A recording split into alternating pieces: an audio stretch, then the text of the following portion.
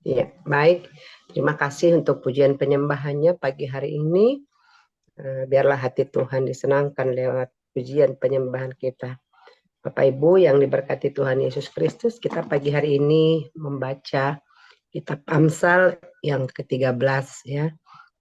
Kita bagi pembacaan ini ada 25 ayat ya. Nanti saya yang pertama membaca kitab Amsal 13 ayat 1 sampai dengan 7. Nanti Ibu Juhaini Amsal 13 ayat 8 sampai 13. Oh ya, ada Pak Victor ya. Baru nanti Ibu Lydia Lalang Amsal 14 sampai dengan 19. Ya, nanti Pak Victor Amsal 13. Pak Victor Amsal 13 ayat yang ke-20 sampai 23, dan Pak Surbakti Amsal 13 ayat 24 sampai 25 ya. Sekali lagi saya bacakan. Saya Amsal 13 ayat 1 sampai 7, Ibu Juhaini Amsal 13 ayat 8 sampai 13, Ibu Lydia Lalang Amsal 13 ayat 14 sampai 19, kemudian Pak Victor Amsal 13 ayat 20 sampai 23, dan terakhir Pak Surbakti Amsal 13 ayat 24 sampai 25. Mari kita berdoa. Bapak, terima kasih buat pagi ini. Engkau baik, Engkau ajaib, dan Engkau tetap dahsyat dalam hidup kami. Pagi hari ini Tuhan, kami mau membaca firman Tuhan, mendengarkan firman-Mu, bahkan merenungkan.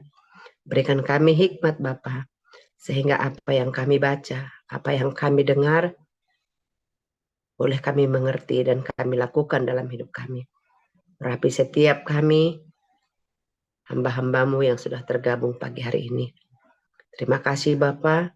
Dalam nama Yesus kami mengucap syukur, kami berdoa. Haleluya. Amin. Ya, saya bacakan buat kita Amsal 13 ayat 1 sampai dengan yang ke-7. Demikian firman Tuhan. Anak yang bijak mendengarkan didikan ayahnya, tetapi seorang pencemooh tidak mendengarkan hardikan. Dari buah mulutnya seseorang akan makan yang baik, tetapi nafsu seorang pengkhianat ialah melakukan kelaliman. Siapa menjaga mulutnya, memelihara nyawanya. Siapa yang lebar bibir, akan ditimpa kebinasaan. Hati si pemalas penuh keinginan, tapi sia-sia. Sedangkan hati orang rajin diberi kelimpahan. Orang benar benci kepada dusta, tetapi orang fasik memalukan dan memburukkan diri. Yang keenam, kebenaran menjaga orang yang saleh jalannya, tetapi kefasikan mencelakakan orang berdosa. Ada orang yang berlagak kaya, tetapi tidak mempunyai apa-apa. Ada pula yang berpura-pura miskin, tetapi hartanya banyak ya. Amin. Saya dari firman Tuhan yang baru saya baca, saya banyak mendapatkan ya pengetahuan yang baru ya, atau diingatkan kembali bahwa orang yang bijak itu adalah orang yang mau dididik, orang yang mau mendengarkan apa perkataan ayahnya. Ya, itu yang pertama. Kemudian ya, dari mulut kita ya seseorang akan makan yang baik ya. Jadi apa yang kita ucapkan, apa yang kita sampaikan, nah itu hasilnya ya kita akan menuainya kembali. Ya, dan dikatakan di sana Siapa menjaga mulutnya memelihara nyawanya. Ya, siapa yang lebar bibir akan ditimpa kebinasaan ya. Dalam hidup sehari-hari memang ini sering ya. Kadang-kadang kalau kita kebablasan, kita tidak bisa mentolerir, menjaga perkataan kita, akhirnya kita sendiri masuk ke dalam suatu masalah ya. Hari ini diingatkan dan jelas dikatakan hati si pemalas itu hanya penuh keinginan tapi sia-sia. Jadi pengen ini, pengen itu, tapi tidak dilakukan. Tetapi kalau orang yang rajin, ya karena dia sambil bekerja, dia sambil melakukan, maka hatinya diberi kelimpahan. Wow, ya. Nah, ya itu. Ya, jadi pagi hari ini saya diingatkan agar tetap menjadi orang yang mau belajar, ya, orang yang menjaga hati dan mulut, dan juga tetap berjalan dalam kebenaran, ya. Dan lebih lagi dikatakan jangan hidup dalam kepalsuan ya. Ayat yang ketujuh, ada yang berlagak kaya tetapi tidak punya apa-apa, tapi ada pula yang berpura-pura miskin tetapi hartanya banyak. Ya, tapi saya diingatkan untuk hiduplah apa adanya, hiduplah jujur, kebenaran, ya, dan tetap menjaga hati. Ya, itu saja yang saya dapatkan pagi hari ini. Terima kasih buat kita semua. Baik, sekarang kita mau dengarkan dari Ibu Juhaini dari Sabah. Ya, silakan Bu Juhaini, Amsal 13 ayat 8 Amsal 13 ayat 8 sampai 13. Silakan Bu Juhaini dibuka mic-nya ya. Terima kasih Bu. Amsal 13 ayat 8 sampai 13. Ya. Kekayaan adalah tebusan nyawa seseorang, tetapi orang miskin tidak akan mendengar ancaman. Terang orang benar bercahaya gemilang, sedangkan pelita orang fasik padam. Keangkuhan hanya menimbulkan pertengkaran, tetapi mereka yang mendengarkan nasihat mempunyai hikmat. Harta yang cepat diperoleh akan berkurang, tetapi siapa mengumpulkan sedikit demi sedikit menjadi kaya.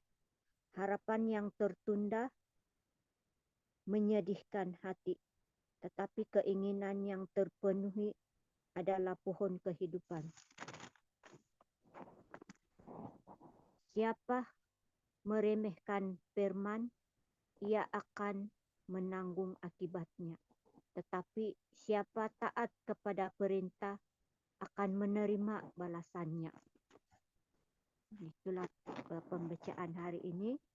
Jadi saya tidak berapa pandai untuk memberi penerangan ini Bu. Yang saya paham di sini, siapa yang meremehkan firman akan menanggung akibatnya. Tetapi siapa taat kepada perintah akan menerima balasannya. Jadi firman itu adalah satu kekuatan bagi kita, dan firman itulah sebagai makanan rohani kita, dan kita sentiasa taat akan perintah daripada firman, dan kita akan mendapat balasan yang begitu baik dari Tuhan. Itu saja yang saya dapat terangkan hari ini ya Bu. Terima kasih. Oke, terima kasih Bu Juhaini. Ya, luar biasa ya firman itu kekuatan kita, pelita, petunjuk jalan kita ya Bu ya. Oke, semangat, Tuhan Yesus memberkati. Silakan selanjutnya kita masuk di Amsal 13 ayat 14 sampai 19, Ibu Lydia Lalang. Silakan Bu Lydia. Nanti dilanjutkan Pak Victor ya. Bu Lydia Lalang dulu. Maaf ya, masih tutup kamera. Ya, nggak apa-apa, silakan. Amsal 13 ayat 20 sampai 14 sampai 19, sorry. 14 sampai 19 Bu Lydia. Ya, silakan. Ajaran orang bijak adalah sumber kehidupan, sehingga orang terhindar dari jerat-jerat maut. Akal budi yang baik mendatangkan karunia, tetapi jalan pengkhianat mencelakakan mereka. Orang cerdik bertindak dengan pengetahuan, tetapi orang bebal membeberkan kebodohan. Utusan orang fasik menjerumuskan orang ke dalam celaka, tetapi duta yang setia mendatangkan kesembuhan. Sampai 19 ya. 19 Bu. Kemiskinan dan cemooh menimpa orang yang mengabaikan didikan, tetapi siapa mengindahkan teguran, ia dihormati. Keinginan yang terlaksana menyenangkan hati, menghindari kejahatan adalah kekejian bagi orang bebal. Amin. Ya, ibaratnya kita orang sekolah ya. Kalau yang saya tangkap dari semua ayat yang sudah saya baca tadi, kita orang sekolah. Di dalam kelas, kalau kita mendengarkan dengan tekun apa yang diajarkan guru kita melaksanakan apa yang diajarkan, terus kita melakukan, kita menurut ya, ajaran demi ajaran, nah itu kita akan, lama-lama kita akan pintar. Amin. Dan kepintaran itu yang akan membawa keberuntungan dalam hidup kita. Kemudian orang yang tidak mau mendengarkan, tidak mau menerima pengajaran, dan itu menurut saya termasuk orang yang sombong. Nah, itu dia akan terjerumus. Ibaratnya kita berjalan sambil memegang HP. Kita tidak lihat kiri kanan, nah di depan kita ada got. Di situ kita terjerumus ke dalam got. Nah, itu yang saya tangkap dari semua ayat-ayat yang sudah saya baca tadi. Terima kasih. Saya kembalikan ke Bu Tiar. Oke, Bu Lydia, terima kasih buat seringnya ya, sangat memberkati ya. Oke, lanjutkan silakan Pak Victor. Ya, terima kasih. Ayat 20 ya. 20 sampai 23 ya, Pak. Ya. 20, siapa bergaul dengan orang bijak menjadi bijak, tetapi siapa berteman dengan orang bebal menjadi malang. Orang berdosa dikejar oleh malapetaka, tetapi ia membalas orang benar dengan kebahagiaan. Amin. Orang baik meninggalkan warisan bagi anak cucunya, tapi kekayaan orang berdosa disimpan bagi orang benar.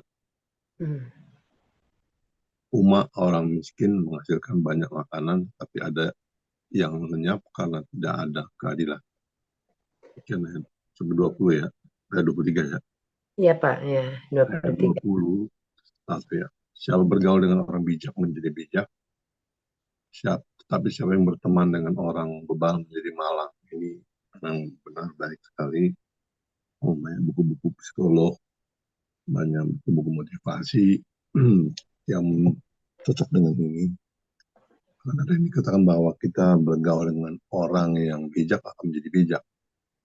Jadi ada orang bilang begini, kalau orang mau merekrut orang, sebutkan 5 orang siapa yang baik akrab sama dia. Dari orang-orang itu akan ketahuan sejauh mana nanti masa depannya. Jadi kalau seseorang itu berhasil ya, karena memang dia dilingkupi oleh teman-teman yang berhasil. Tapi ketika seseorang itu bergaul sama orang-orang yang berpikir negatif, gosip, melihat orang atas kesalahannya saja, maka kumpulan itu menjadi kumpulan penggosip, dan itu tidak akan maju. Mereka tidak akan maju, mereka hanya saling menjelek-jelekan orang saja, dan hidupnya akan dalam kebencian kepada orang.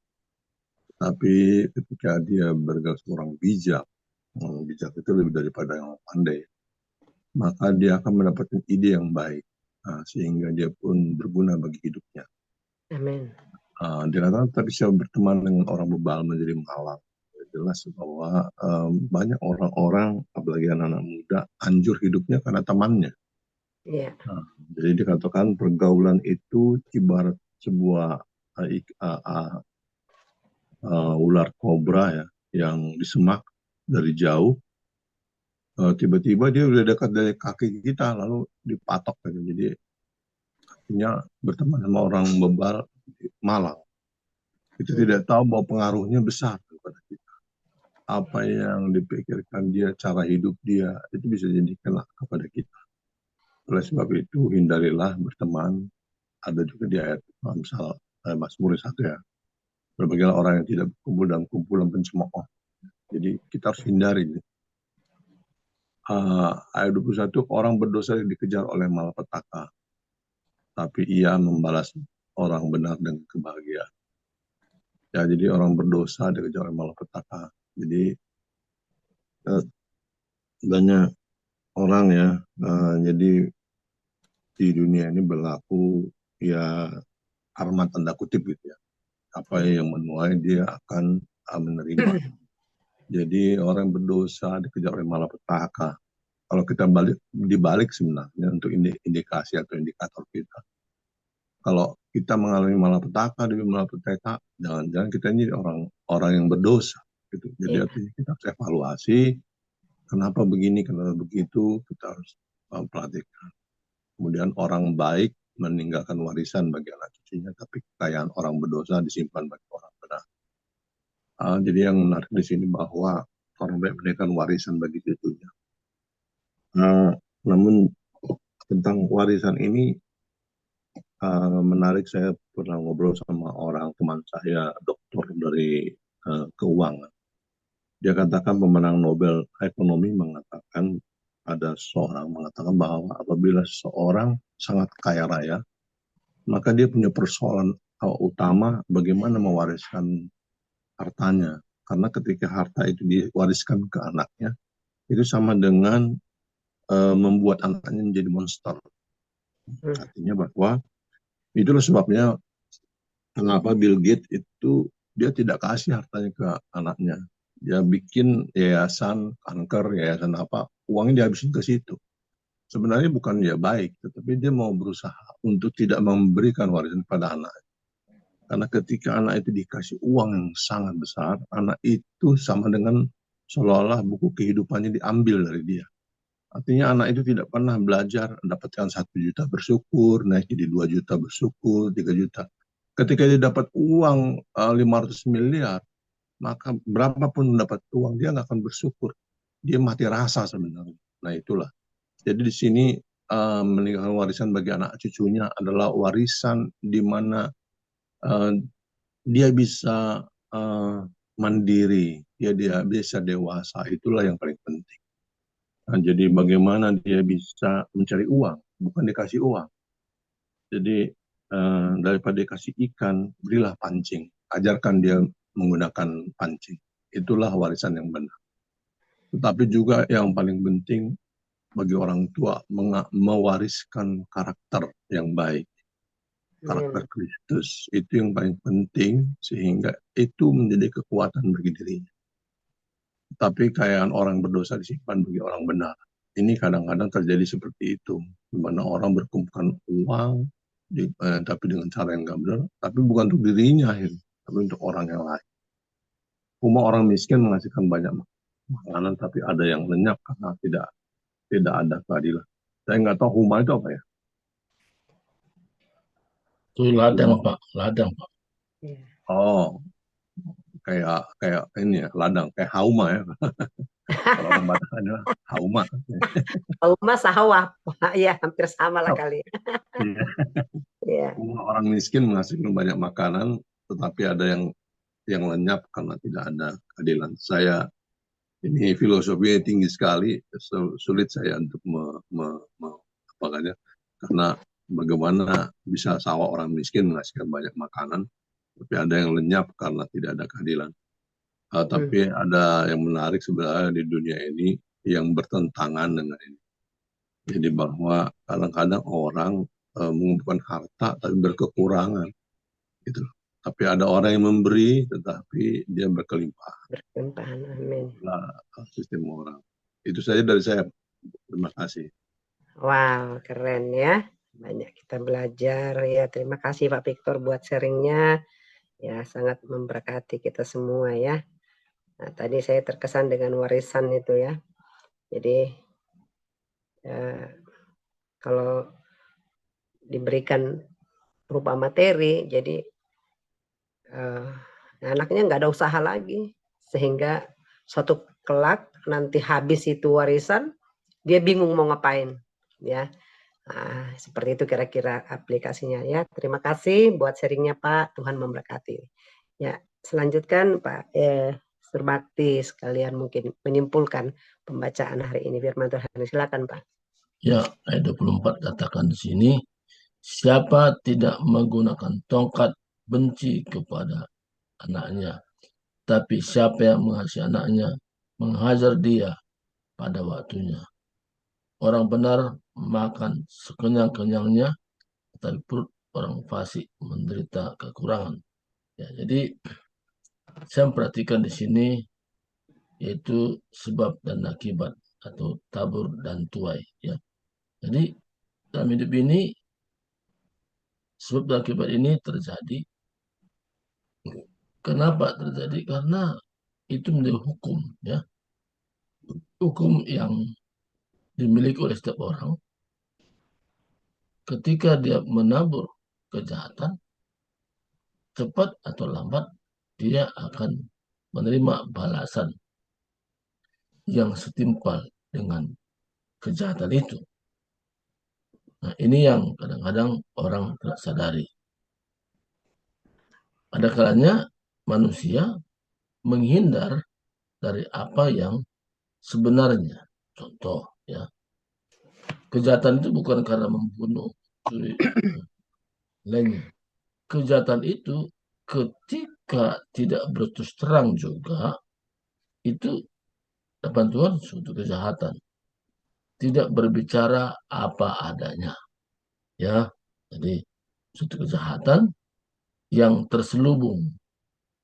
Kenapa? Karena tidak dilihat oleh orang lain.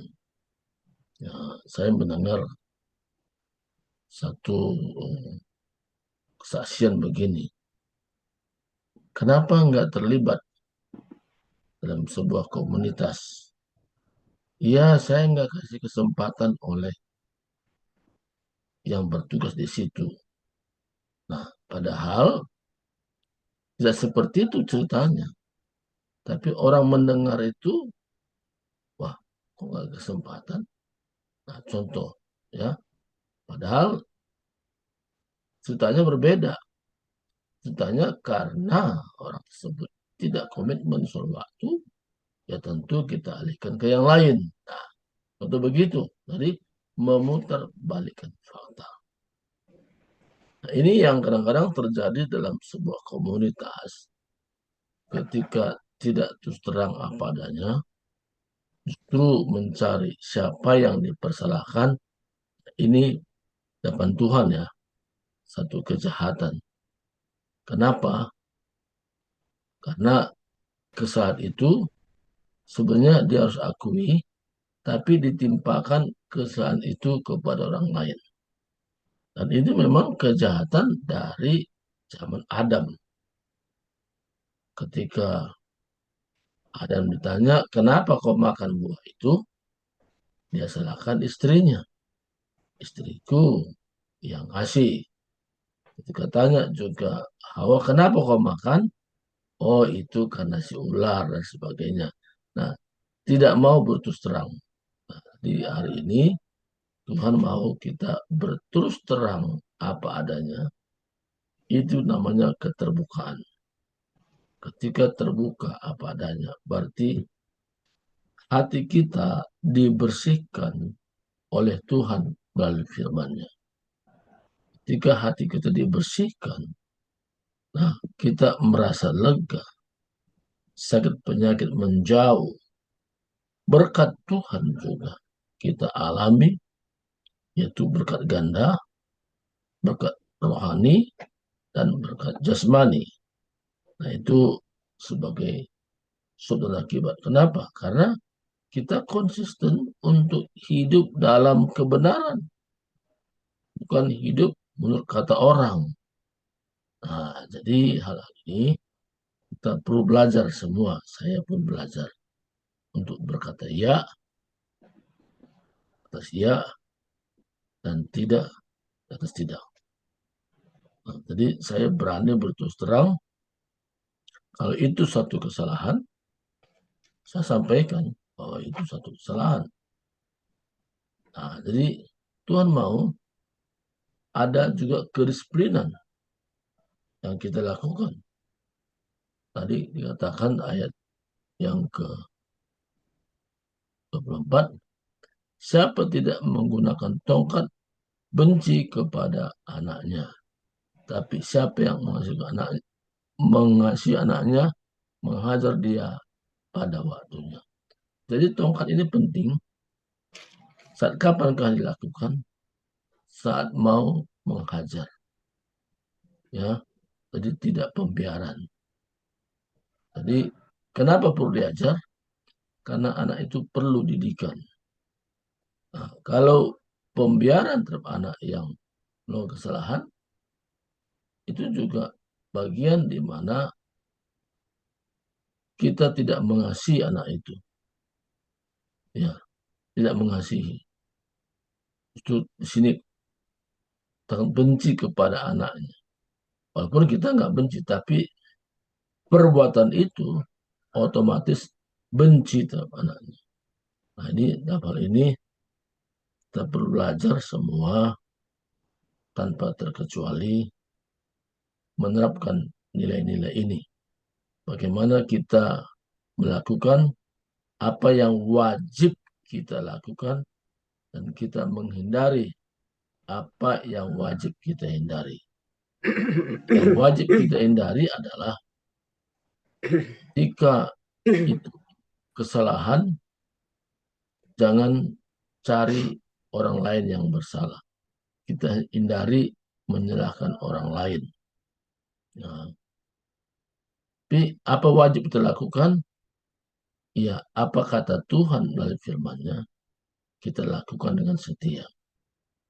Bukan karena kata pembicara, pengajar, tapi kita melihat dari sudut pandang apa kata Tuhan melalui firman-Nya. Dengan cara demikian, hidup kita pasti diubahkan. Siapa yang mengubahkan? Tuhan sendiri. Kita juga mengalami berkat-berkat rohani. Apa berkat rohani ini? Kita mengalami penyucian karena firman. Firman itu mensucikan kita dari segala hal-hal yang tidak baik. Yang kedua apa? Kita mengalami sukacita. Kita mengalami kebahagiaan. Jadi kita mengalami ini oleh karena kita setuju apa kata Tuhan melalui firman-Nya. Yang kita perlu hindari, kita hindari. Yang kita perlu lakukan, kita lakukan. Walaupun bertentangan dengan daging kita. Daging kita memang selalu berkaitan dengan hal-hal jasmania. Tapi kita harus setuju apa kata Tuhan berbicara tentang hal-hal rohania. Seperti Pak Petrus katakan tadi, warisan yang utama bukan bentuk materi. Ya, saya ceritakan kepada anak kami. Warisan yang utama yang saya bisa tinggalkan bukan harta duniawi, tapi bagaimana anak-anak ini bisa mengerti apa pesan Tuhan, yaitu ambil bagian dalam pelayanan, setuju kepada firman-Nya, dan dalam prinsip hidupnya, aku hidup untuk melayani. Jadi hari ini Tuhan ingatkan juga kepada kita semua, termasuk keturunan kita fokuskan kepada hal rohania. Itulah legasi yang terutama. Kalau kita ambil bagian dalam melayani, apapun bentuknya, kita fokus kepada panggilan Tuhan, dan Tuhan semua yang bekerja di balik apa yang kita lakukan. Artinya, ada bagian Tuhan, ada bagian kita. Bagian kita melakukan, selebihnya yang kita tidak mampu, itu bagian Tuhan yang mengerjakannya. Di hari ini, Tuhan ingatkan kepada kita, supaya dari hari ke hari, kita lebih melekat dengan Tuhan. Karena firman Tuhan katakan, mendekatlah kepadaku. Kita belajar untuk mendekat kepada Tuhan. Kita setuju dengan perintah Tuhan. Dan kita lakukan dengan setia. Tuhan berkati, inilah sedikit kesimpulan hari ini. Kiranya ini berkat bagi kita untuk lebih setia lagi daripada hari-hari sebelumnya. Saya akan kembali kepada Mutiara. Ya, baik. Terima kasih. Kita sudah membaca firman Tuhan dan juga sudah berbagi ya apa yang kita dapat, dan bahkan tadi kesimpulan-kesimpulan sudah disampaikan oleh hambanya. Sini ada Pak Banuara, selamat bergabung Pak Banu. Ya, hari ini kita pembacaan kitab Amsal 13 ayat 1 sampai 25. Ya, tadi sudah disampaikan oleh hambanya bahwa hidup ini adalah sebab akibat ya, atau tabur tuai. Ya, kalau kita lakukan yang baik pasti hasilnya baik gitu ya. Nah, kalau bahasa dunia dikatakan kalau kita mau panen tomat ya kita tanam tomat gitu ya. Jangan, nggak mungkin kita tanam cabai panennya rambutan gitu kan. Nah, kira-kira seperti itu ya. Jadi hari ini Tuhan ingatkan, yuk kita terus berjalan dalam kebenaran firman Tuhan ya. Kemudian kita juga memberikan hati kita untuk mau belajar. Seperti tadi kata Bu Lydia Lalang, kita ini seperti di dalam sebuah kelas, kita belajar, ada yang menerima, melakukan, tapi ada mungkin setengah hati, dan itu berakibat nanti ke belakangnya. Ya, jadi tapi Tuhan mau lewat firman-Nya kita disucikan, kita diubahkan, ya, yang dulu kurang baik sekarang semakin baik dan semakin berkenan di hadapan Tuhan.